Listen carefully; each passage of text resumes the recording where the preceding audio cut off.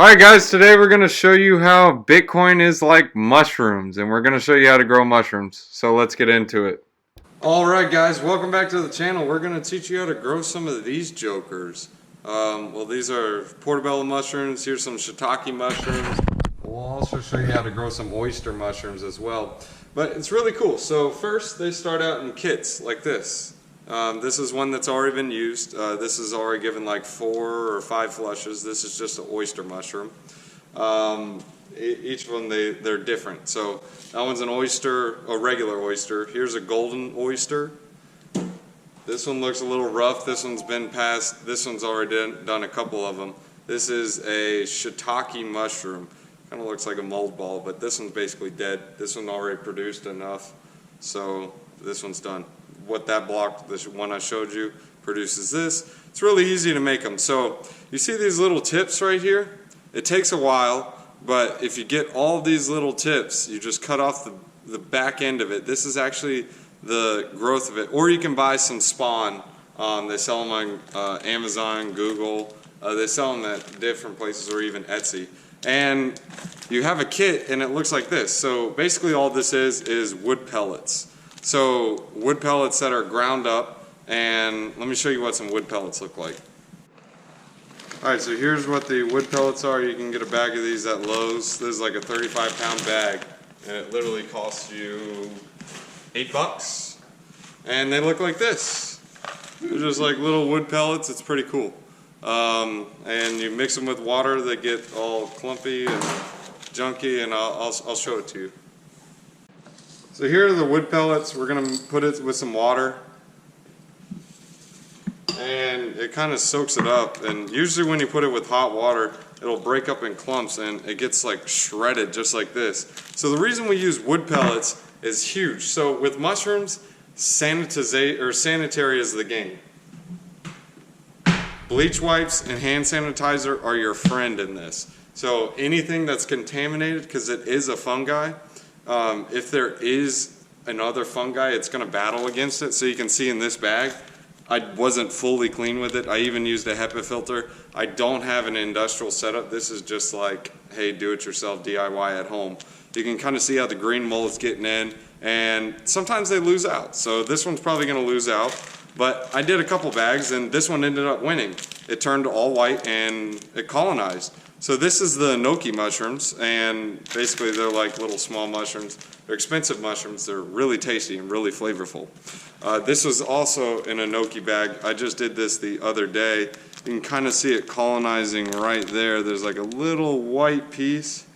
Can't really see it, but basically it's colonizing as well up there. And eventually, if it does win out, it will turn the whole bag white.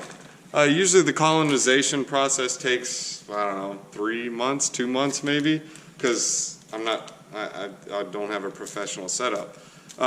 Here's also another colonized block. This is the king oyster mushroom. These are cool. So let me show you the wood pulp. You guys can see how it's soaked up the water and it gets all grainy. So with the hot water, it'll get even more grainy. But you basically mix it up in one of these bags. They literally just look like, basically look like this. They have a little filter on them like so. You don't have to get the filter bags. I recommend the filter bag so it can breathe a bit, but you can honestly just use a regular plastic bag. You fill it like like half full, and half full with the wood pulp, and then use like, I don't know, maybe half a cup of steel cut oats or regular oats. That's basically going to be the food for the mushrooms. And also before or when you put this in here, you're going to have to put in boiling water. I mean, I'm talking like 250, 300 degrees. So these are heat-proof bags, so they won't melt on you. So you got to use a heat-proof bag when doing this. Again, sanitization is the game. And patience. So you got to be patient. This isn't a quick process. It takes time. And yeah, that's really it for colonizing or inoculating the mushrooms. And after you get the kit, it's all colonized. Now this is the king. This one is a little different. Basically going to open up the bag just like so. The king is a little different again. You get a sprayer. It's ironic it says mold control, but no, it's just an empty bottle. And you spray it a couple times, get some moisture on it. And these bad boys, they are going to grow. You don't want to overwater it, just enough moisture in there. That way it kind of starts, not colonizing, but starts fruiting. Fruiting is the process when it starts producing mushrooms. We're going to close it just a bit. This is just for the king oyster, and it limits the amount of actual air that's going to get into it and dirty air. So again, the name of the game is sanitization. Once you're colonized, you're solid. So you can touch it a lot, or not a lot, but you can touch it a bit with your finger if you want, but you do have to be careful with it. So now that we got our other one, our enoki mushroom one, this one we're going to do a little different. The other ones we cut off the top like so. So before they were a full kit like this. For the oysters we just cut off the top like that, as you can see, and it just fruited from the top. Pretty cool. That one gave me 7 flushes and gave me a lot of mushrooms, which was really nice. If you guys want to buy one of these kits before you start, you can buy them on like Etsy, Amazon, or eBay. I'll put a link in the description so you guys can find some. But after it's colonized, that's when you can see your results and they fruit. So I just sprayed it. It's going to take a couple days to fruit, maybe even a week, but once it starts fruiting, it'll give me the first flush. Do not throw it out after that first flush. Keep spraying it. It may take 2 weeks, 3 weeks, but it'll fruit again. It keeps producing. It'll give you like 4 or 5 flushes. And then if you don't see a flush for like a month and a half, toss it. You can toss it at that point. What else should I tell you guys? Yeah, so the 3 big things are sanitization. At the bottom of the mushroom caps, if your store has it, they'll have this like extension, not extension, but like a butt to it like this. This is where you can get your extra spawn. Just cut it off, put it in a little bag, and then, or substrate, I'm sorry, not spawn, and mix it in the bag that you have with the oatmeal and the wood pellets. So make sure you use hot water for it, and do not mix the spawn when it's hot. So you're going to mix these up, seal it, hold it closed, and let it cool down. It'll take, maybe, be on the safe side, let it cool for about 8 hours, 10 hours. And then after it's cooled down, you'll open up the bag, throw in your substrate, seal it with a vacuum sealer, and basically you'll fold it down like so. And you see how I vacuum sealed it. And then you're going to fold it down, 1, 2. So look, here, down, down, press it down, and you can put the filter up this way. And then you set it to the side and let it colonize over time. The enoki mushrooms are definitely my favorite, so we're going to show you how to do this bag. You can usually do these in bottles, or you can do them in like little mason jars. Oh, and one other thing, not all the mushrooms like sawdust. So there are certain mushrooms that like different substrate. So you need to look into it. Enoki is one of them that loves sawdust, so that's why I use wood pellets. Don't just use anything. You need to research and figure out what it is. So depending on what mushroom you're looking to grow, research what it is. Oh yeah, guys, that smells so good. Wow, that's fresh. It smells just like enoki. So we're gonna get rid of these excess parts right here. But we just cut open the bag. I actually made this and colonized this myself from just enoki bags that I bought from the store, and I literally just cut off the ends of them, and I just ate them, or ate the enoki mushrooms and saved the substrate in a bag and did exactly what I told you, and it produced this. So what we're going to do, this is the actual colony, the enoki mushroom colony. We're actually going to disturb some of the colony, get it open, allow some oxygen in. Right now it's kind of sealed and nothing's really getting in. You're just going to take a fork and probe at it. You need to be as sanitary as possible, so we're going to take a lighter to this. Just get off some of this bacteria. Don't know what's growing on this joker. Even though it was washed, we can't trust it. Get it nice and heated. Don't want it too hot because it'll actually kill the mushrooms, but you want to let it cool down a bit. Yeah, I just touch it like a dummy. Let's go ahead and heat that back up.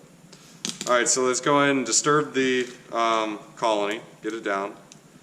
So we're just going to break into it a bit like this, just so we can let some air into that.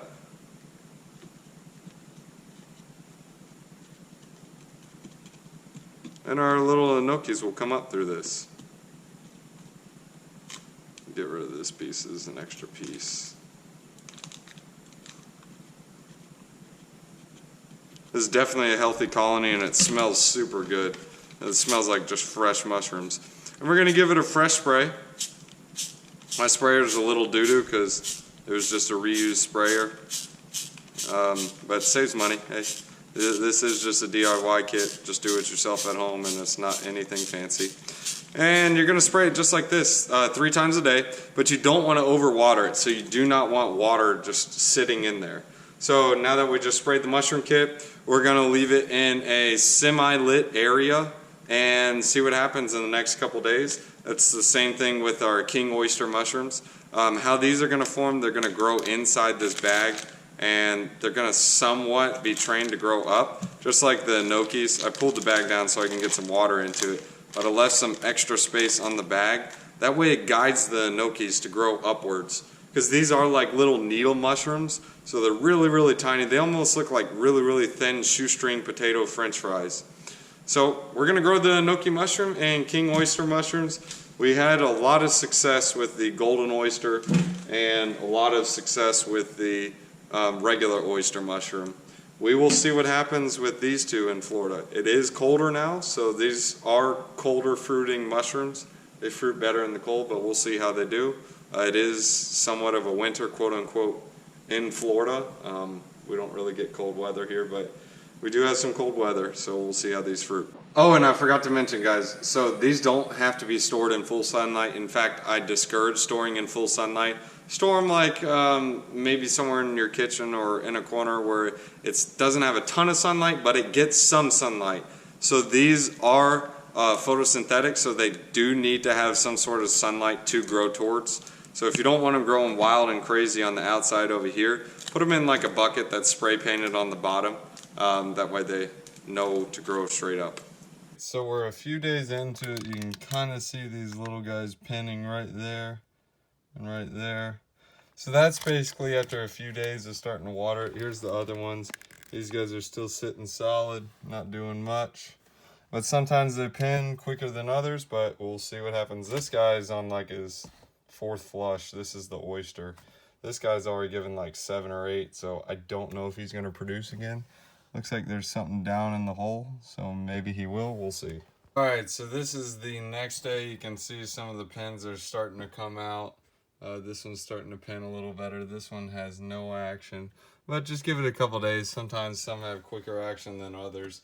But yeah, if you can see how some of these are a little bit dry, that means they weren't getting enough water. So keep that in mind, and you can keep an eye on it. The grayish top, you see how it's kind of gray? That's good. That means it's healthy. This is for the regular oysters. Alright guys, so this is about 2 days in, 3 days in. They get a little bit bigger. But basically with this, if you could see how those dried up, I wasn't doing a good job watering them. But anyways, make sure you water them pretty well. This is the other one. This one's on its like 4th flush, so I'm not really expecting much out of it. Usually on the 1st and 2nd flush you'll get the most, and this one we're still waiting on it. And this one, dry. Alright guys, this is the next day, and these guys are ready to pick. You can see how the gills are good, and these guys are already starting to flip up, and well, that's how Bitcoin is like mushrooms. Exponential growth. This literally took like 4 days, and boom, it exploded. This guy, he's still waiting to pin, but we'll see what happens, and this guy's like on his 8th flush. So that's how you guys grow mushrooms, and we'll go ahead and pick it just to show you how it goes. This one, it's still in there. The other one I already picked. Basically, if you see it, you kind of just go left to the right and you just pop it off. That's it. Super easy to do, and you got your mushrooms, and you can go and eat them. Thanks for watching, guys.